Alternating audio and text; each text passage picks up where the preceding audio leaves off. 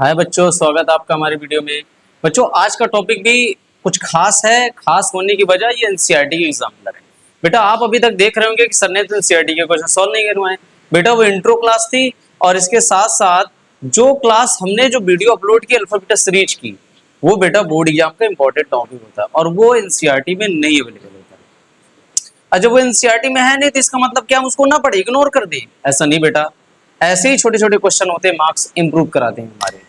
तो हमें किसी भी टॉपिक को छोड़ना नहीं और पूरी सीरीज के साथ चलना है, एकदम स्टेप बाय स्टेप। इसलिए बेटा, जब अल्फा बीटा सीरीज खत्म हुई, मैंने इस तरीके के क्वेश्चन कराने स्टार्ट कर दिए। अब इन क्वेश्चनों की प्रैक्टिस करते हैं। ये भी एकदम आसान से क्वेश्चन है, बिल्कुल कोई दिक्कत नहीं, सीधे फार्मूला बेस्ड है।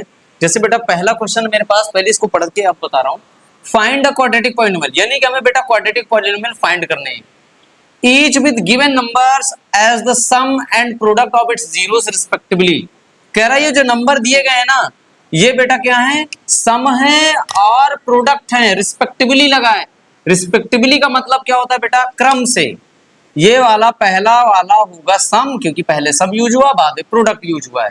तो बेटा अब यहां पर 1/4 आया एक, और एक आया -1। ये बेटा सम है और ये प्रोडक्ट है।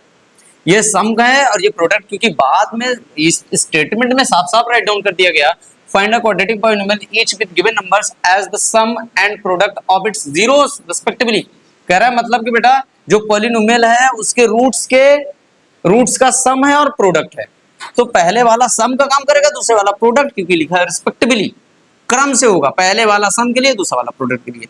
बेटा हम जानते हैं, we know that quadratic polynomial, we know that p of x equal to, बेटा आपने पढ़ा है k, क्या होता है k, x square in the bracket alpha plus beta x plus alpha beta. बेटा अल्फा प्लस बीटा सम है और अल्फा बीटा प्रोडक्ट है। सम की जगह 1/4 यानी कि हो जाएगा x स्क्वायर माइनस, ये सम का काम कर रहा है और इसकी जगह 1/4 आ जाएगा, प्लस ये प्रोडक्ट का काम कर रहा है, प्रोडक्ट की जगह -1 है। मेरी बात समझ में आई? ये हो गया बेटा k, यहाँ पर हो जाएगा x square minus x/4 minus का 1। चाहे तो बेटा इसको आप एलसीएम लेके सॉल्व कर सकते हैं। अब एलसीएम लेके सॉल्व करेंगे बेटा, मेरे पास एलसीएम आ जाएगा कितना, 4। एलसीएम कितना आ जाएगा, 4। 1 का डिवाइड 4 में करोगे, 1 का डिवाइड 4 में करोगे तो आपको मिलेगा 4, और 4 का इंटू करा देना। पहले डिवाइड किया जाता है बेटा, बाद में मल्टीप्लाई किया जाता है। याद रखना, ये फ्रैक्शन का, ये छोटी क्लास में पढ़ाया जाता है। अगर आपने बेटा 1 का डिवाइड 4 में कर लिया तो आएगा कितना, 4। कितना आएगा, अब 4 का मल्टीप्लाई कर दो x स्क्वायर के साथ, हो जाएगा 4x स्क्वायर, माइनस 4 का डिवाइड 4 में करोगे आएगा 1, 1 का मल्टीप्लाई करोगे तो आएगा बेटा 1x, यानी कि x आएगा केवल, माइनस 1 का डिवाइड 4 में करोगे आएगा 4, 4 का इंटू 1 के साथ कर दोगे तो हो जाएगा 4। नहीं बात समझ आई? ये बेटा फ्रैक्शन का सिंपल साइड है। अब उसके बाद क्या हो जाएगा बताना जरा, p of x equal to आ गया बेटा k/4, ब्रैकेट के अंदर आ गया 4x स्क्वायर माइनस का x माइनस का 4। ये आपका आंसर हो गया, ये बन गया क्वाड्रेटिक पॉलिनोमियल पहला। क्या बेटा आप ऐसे सारे क्वेश्चनों की सीरीज को सॉल्व कर सकते हैं? सारे क्वेश्चन आपसे हो जाएंगे। एक क्वेश्चन और करा देते हैं, उसके बाद बाकी आपके लिए सारे क्वेश्चन प्रैक्टिस के लिए होंगे। देखिए बेटा, सेकंड क्वेश्चन सॉल्व करते हैं।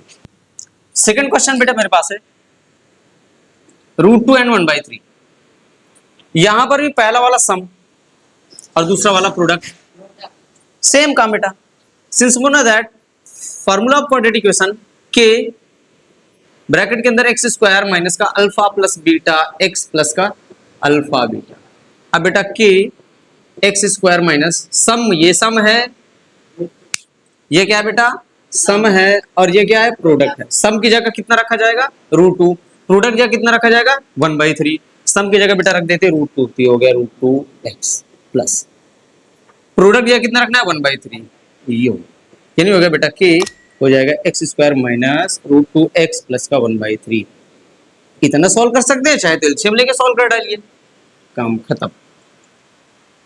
ओके, सारे क्वेश्चन बेटा। अब आपके लिए होमवर्क के लिए बेटा, होमवर्क के लिए मैं आपको इतना असाइनमेंट दे रहा हूं कि बचे हुए क्वेश्चन 3, 4, 5, 6 ये आपको घर से करके लाने हैं, और कमेंट में मुझे आंसर भी कीजिएगा कि आप क्या रिस्पॉन्स देते हैं इन क्वेश्चनों पर।